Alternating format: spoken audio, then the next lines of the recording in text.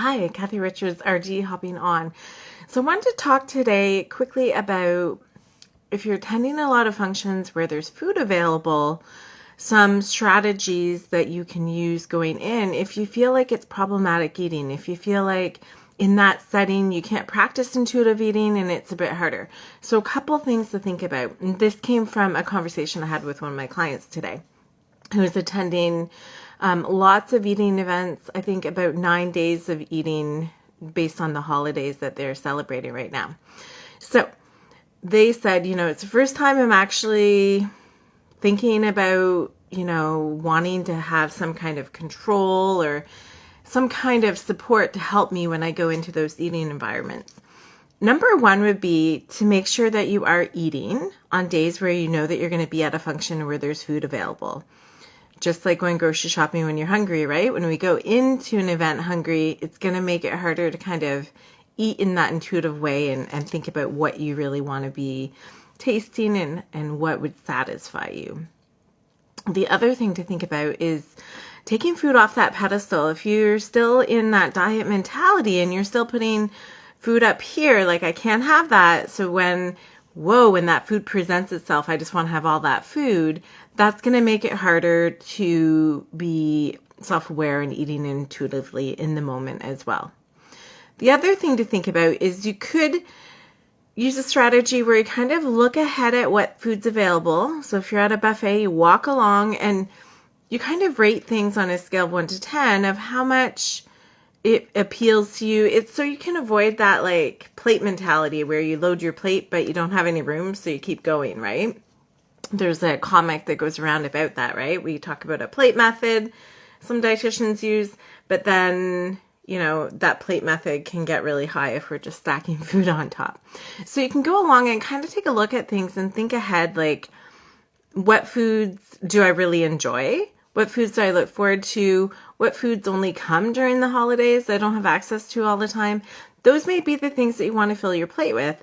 And then you can practice a technique of actually mindfully eating and tasting your food, which could be hard if there's other things happening, right? So I shared the other day about the research. If there's other distractions happening, we don't even absorb the nutrients the same way, right? So it may be hard to mindfully eat if you're in this social environment. But what you could start to pay attention to is when you're eating a food that you think you need to have a lot of it to enjoy it, or it doesn't show up often, what you can try is to be really mindful and think about in the first bite or two, like, how does this feel in my mouth? What's the taste that I'm getting? Do I even like this taste? Because a lot of the research shows us that we usually get that satisfaction that we're looking for from specific foods in the first couple of bites. So to do that mindful activity when you're in that space, it may be hard, but it can also limit over-consuming and feeling overstuffed at the end, right? So, but remember, as intuitive eaters, if we go to an event and there's lots of foods available that we haven't had, or food, we eat without paying attention because we're talking to other people, that's fine. That's acceptable, right? Like, food is food. You're not wrong because you're eating food. But there's different ways that you can make it so you won't get to that point where you feel uncomfortable. Another way is if you have a napkin with food on it in your hand and you have a drink in your other hand, then there's much less chance that you're going to be eating without paying attention because your hands are busy.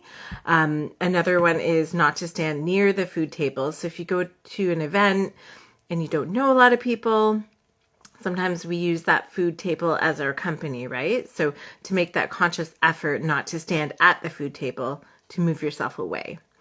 As intuitive eaters, we can attend events, we can enjoy foods, we can try different foods, and there's some ownership there, but there's also the ability to know, like, I can eat part of this food. I don't have to finish it all, right? Because I feel like I'm already full, or I feel like I've had enough, or gee, I don't really like that food.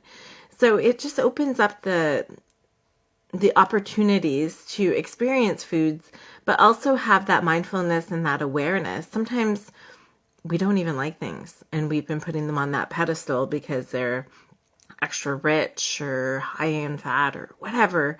And then when we have them, we're like, oh, I didn't really like it.